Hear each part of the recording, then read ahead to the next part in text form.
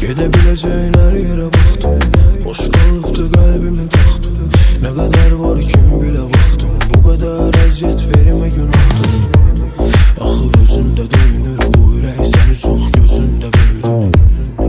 Hüzünlə öyünüb aça bilmirəm, axı sözündə duyunur.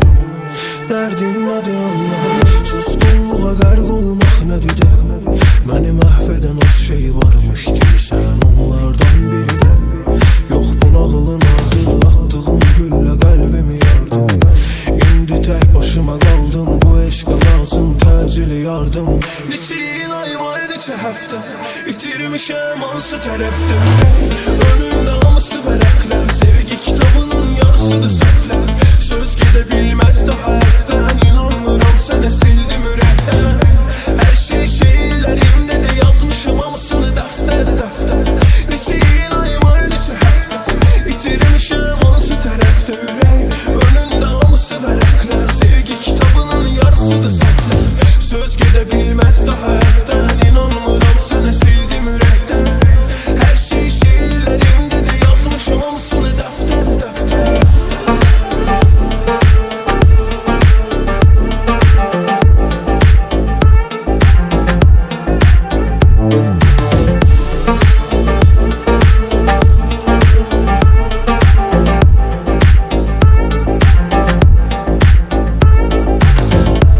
Benim başımda duman, karşımda durana da aşılmaz olan. Değilim öz yaşımda bu an ve hissediyorum 100 yaşımda falan.